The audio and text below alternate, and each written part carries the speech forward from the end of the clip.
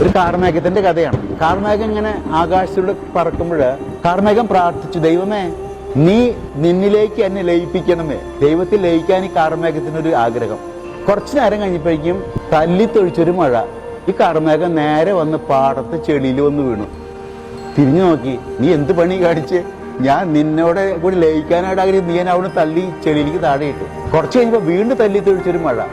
ഈ ചെളിയിൽ നിന്ന് ഈ വെള്ളത്തുള്ളി, മഴത്തുള്ളിയായി മാറിയ തുള്ളി ഒഴുകി ഒരു കിണറ്റിൽ വന്ന് വീണു. പാടം കുറച്ചുകൂടി വിശാലമായിരുന്നു. അവിടെ നീ എന്നെ കൊണ്ട് ഈ വട്ടത്തിൽ കിണറിന്റെ ഉള്ളിലാക്കി. പിറ്റേ ദിവസം പള്ളിയിലെ കപ്പ്യാർ വന്ന് വെള്ളം കോരാനായിട്ട് ബക്കറ്റ് എടുത്ത് ബക്കറ്റില് വെള്ളം എടുത്തപ്പോൾ ഈ വെള്ളത്തുള്ളി ആ ബക്കറ്റിന്റെ ഉള്ളിലേക്ക് വീണു. ഒന്നും കൂടി ചുരുക്കി. കിണറിന്റെ വട്ടം ഉണ്ടായിരുന്നു, അപ്പൊ എന്നെ ഒന്നും കൂടി ചുരുക്കി. അത് കഴിഞ്ഞ് വെള്ളം കോരിയെടുത്ത് കപ്പ്യാര് ഇങ്ങനത്തെ ഒരു പാത്രത്തില് കുപ്പിയിലേക്ക് ഇത് ഒഴിച്ചപ്പോൾ വെള്ളത്തുള്ളി ഈ കുപ്പിയുടെ ഉള്ളിലേക്ക് വീണു, ഈ കുഞ്ഞു കുപ്പിയുടെ ഉള്ളിൽ.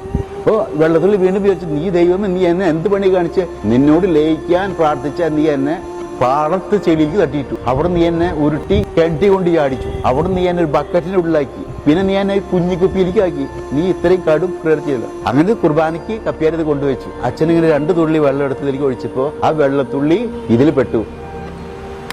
കുർബാനയിൽ കുദാശവൻ ചൊല്ലിക്കഴിഞ്ഞ് ഭൂഘാഷണ പ്രാർത്ഥന കഴിഞ്ഞപ്പോ ഈ വെള്ളത്തുള്ളി വീഞ്ഞിനോട് ചേർന്ന് ഇതാ കർത്താവിന്റെ തിരുരക്തമായി മാറി. നമുക്കറിയത്തില്ല ദൈവം നമ്മൾ നയിക്കുന്ന വഴികൾ. നമ്മളൊരിക്കലും എന്നെ ഇങ്ങനെ കാണിക്കുന്നത് തമ്പുരാന്റെ വഴി കൊണ്ടുവന്ന് അവസാനം കർത്താവിന്റെ രക്തമാക്കി മാറ്റി തന്നോട് ലയിപ്പിച്ചു. ആ പ്രാർത്ഥന കേട്ടു എന്ന് പറഞ്ഞ ഒരു കഥ പറഞ്ഞു കേട്ടിട്ടുണ്ട്. വളരെ അർത്ഥവത്തായിട്ട് എനിക്ക് തോന്നുന്നു. നമ്മുടെ ജീവിതത്തിൽ പുറകോട്ട് തിരിഞ്ഞ് ചിന്തിക്കുമ്പോൾ കാണാൻ സാധിക്കും. വീഡിയോകൾ ലഭിക്കാൻ ചാനൽ സബ്സ്ക്രൈബ് ചെയ്യട്ടോ.